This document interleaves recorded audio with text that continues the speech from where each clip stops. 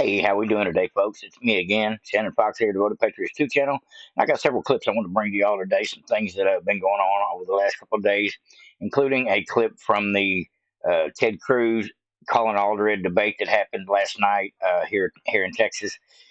I want to know if you voted. I want to know, are you registered to vote? I want to know if you're still on the fence about who you're voting for. If you got any of those issues, it's time to address them. Before you run out of time, please let me know in the comment section down below if you still got issues with voting, early voting, or showing up at all. Now, I've got a couple clips here from Donald Trump, a couple of ads. One of them that he put out, I believe it was this morning, come out quick. What happened is Kamala Harris is out doing her little campaign stomps at these podcasts, kind of like what Trump is doing.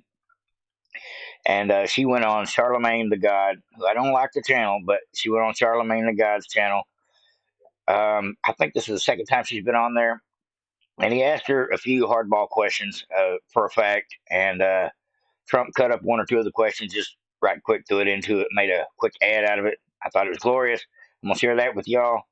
There's several things that I want to talk to y'all about, including the fact of what's being talked about on Charlemagne's podcast, all these reparations and things that Kamala Harris is looking forward to pandering to the black male vote by offering them reparations. And she's got like a 5 or 6 point plan. I've got that for you here on Twitter as well.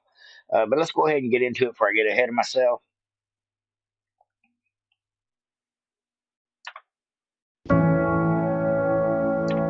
Greatness doesn't discriminate. It doesn't see where you're from, what you look like, or who you know. Greatness is for those who work for it, for those who keep moving forward. Greatness is for anyone willing to fight for it.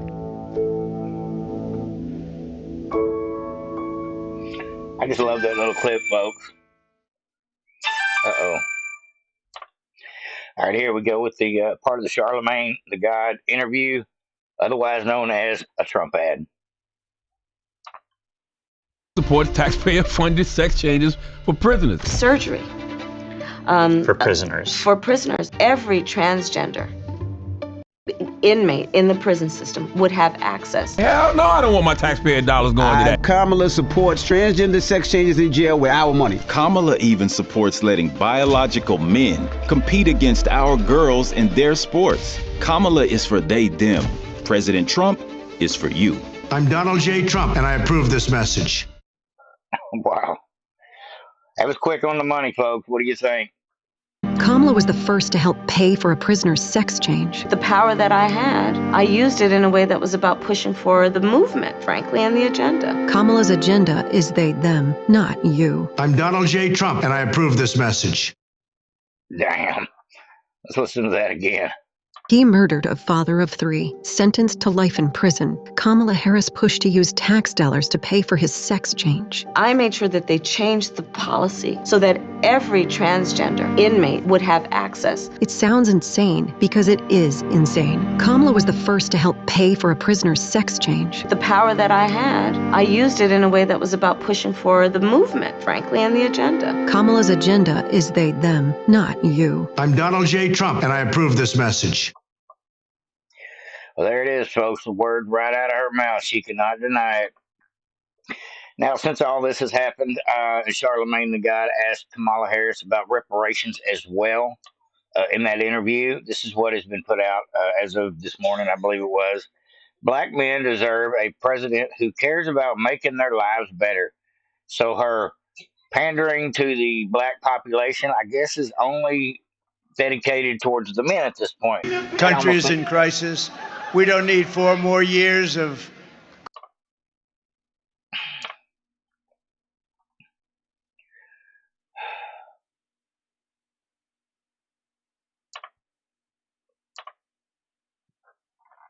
Sorry, I had a window open. It says, as of yesterday, Kamala Harris and Tim Walz come out with their new policy agenda, pandering to the blacks. They must have got some really, really sad, scary, panic mode type revelations when they got to looking at the numbers, the logistics of who's voting for them, who's not, and who they need to get to vote for them.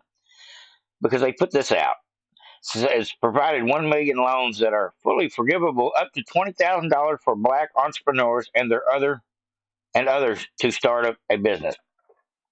So let's say I wanted to call myself an entrepreneur and start up a podcast business. Because I'm white, I don't qualify for that free $20,000 that is a forgivable loan. Means you don't have to pay it back. What that means is free money. That's a coin term for free money. So they're going to give black men $20,000 right off the bat. Some kind of reparations for a small business loan. Wow. Provide 1 million loans. So how much money is that up? What is 1 million times 20,000, folks?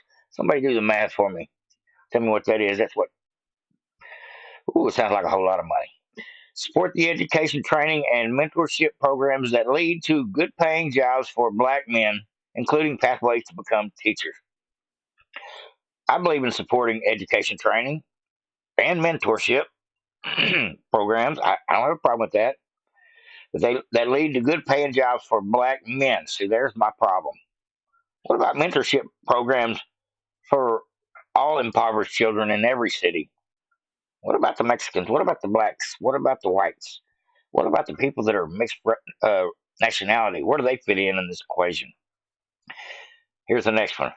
Protect cryptocurrency investments so black men who make them know their money is safe.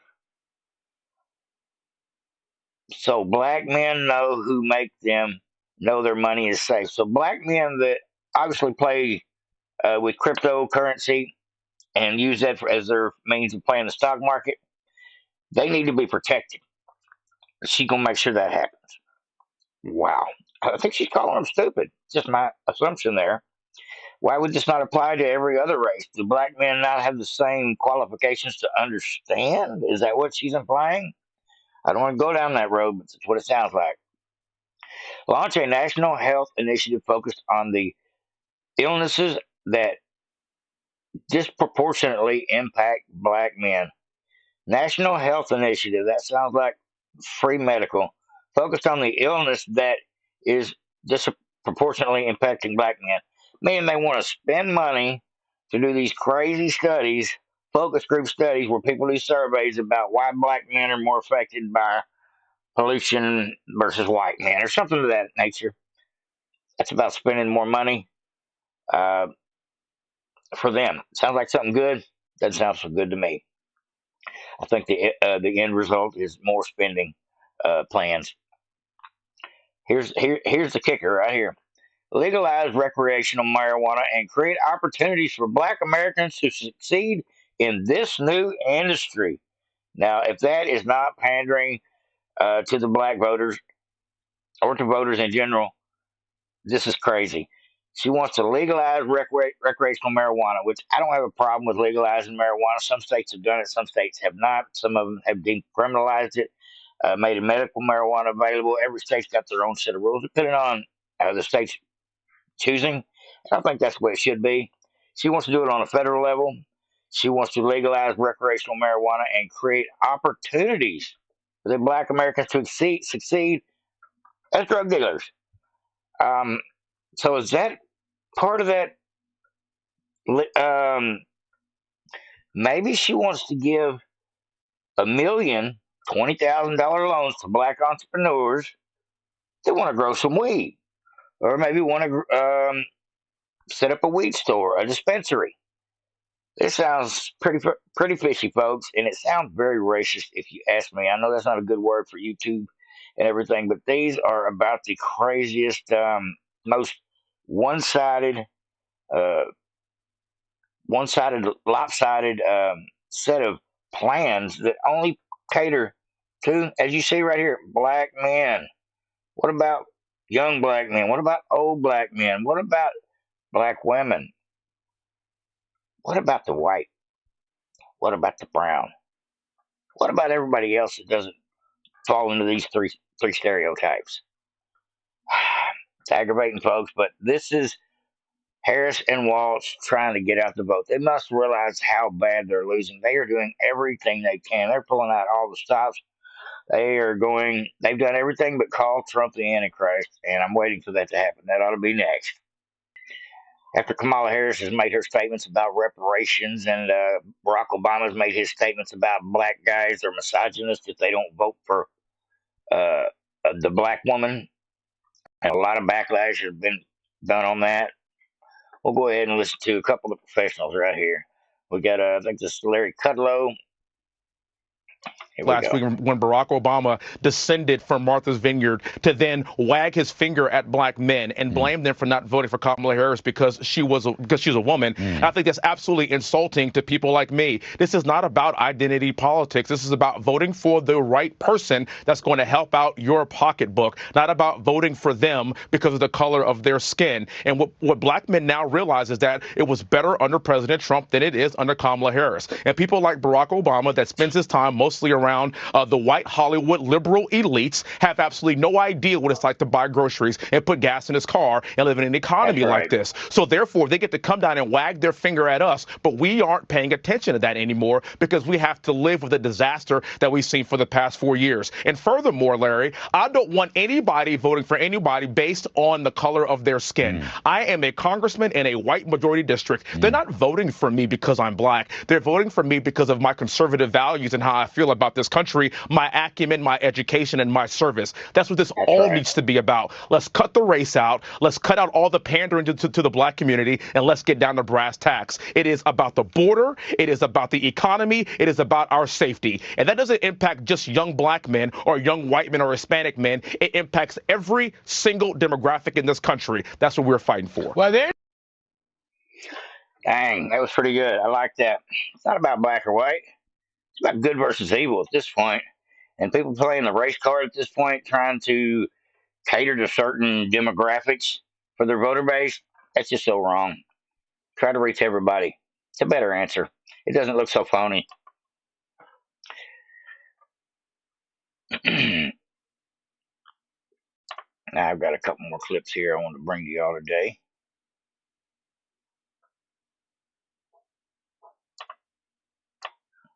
Let's scoot this over a little bit.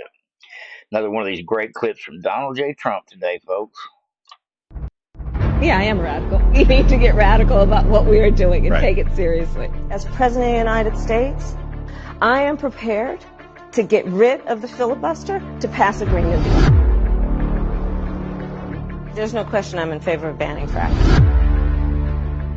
We have to have a buyback program, and I support a mandatory buyback program. I believe it will totally eliminate private insurance. Let's eliminate all of that. But would you support changing the dietary guidelines? Yes. The food pyramid. What people yes. To reduce red meat specifically. Yes, I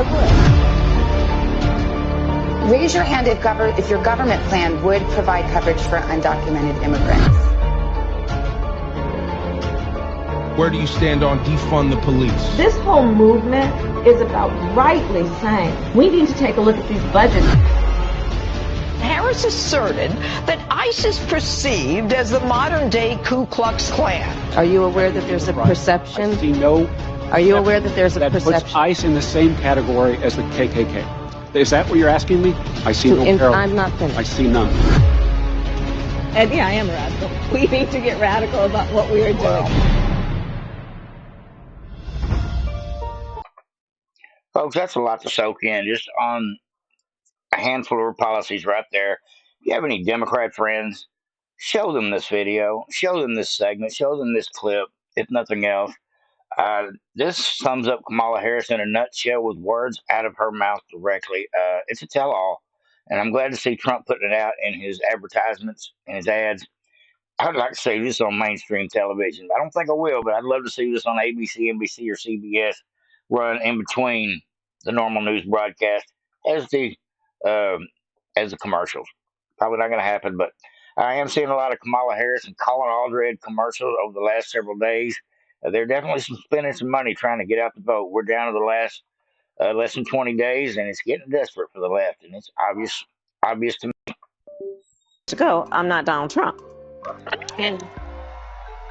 And so when we think about the significance of what this next generation of leadership looks like, were I to be elected president, it is about frankly, I love the American people, and I believe in our country. I love that it is our character and nature to be an ambitious people.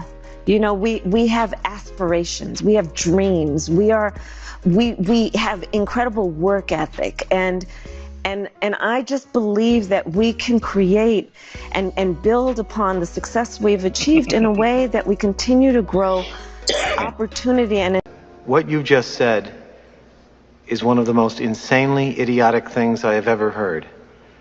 At no point in your rambling, incoherent response were you even close to anything that could be considered a rational thought. Everyone in this room is now dumber for having listened to it. I award you no points, and may God have mercy on your soul. I just love that, folks, especially the ending. All right, folks, we got one more clip here for you today before I jump out of here. Got a few things to do today, but I am glad that everybody showed up. Watch another video of mine about the same time every day. I try to put one out, at least one out a day, depending on what's going on around here. And here's a great topper for the end, folks. Question, were you better off under Trump's economy? Yeah. Thank you. Thank you. I love you too. 4 years ago, you could give us half the price. It's nuts. I was better off 4 years ago than now. Would you have done something differently than President Biden during the past 4 years? there is not a thing that comes to mind. How would I put it? The money stretched a little bit further. This is inflation. This is TikTok. This is inflation. This is what's happened. Everything is high. Everything is high. The cost of living in America is still just too high. Is the price of groceries still too high? Yes. Groceries are still too high. Everyday things like groceries are still too high. Chicken used to be the cheapest thing you could buy. Now it's the highest thing. Chicken is way up. Gas prices are high. Groceries are extremely high. The American dream right now is really elusive for far too many people. Put a businessman in office, you tend to do a little bit better. Hate him or love him, he was good with the economy. The greatest economy in the history of the world, which is what we gave you before. Safe to say you're voting for Trump? Yeah, cool. Yeah, and I'm a Democrat. Once he left, everything shot up. I don't know what happened, but you can bring him back. Please. Kamala, you're fired. Get out of here. You're fired. Get the hell out of here. I love it. I love it. Like, subscribe, and share to Vote of Patriots if you haven't already. Everybody have a great day. And I do like comments in this comment section down below. I do read them all. And tell me what you think about that interview I had yesterday as well. If you haven't checked that out, go check it out. It was one of my last videos I dropped.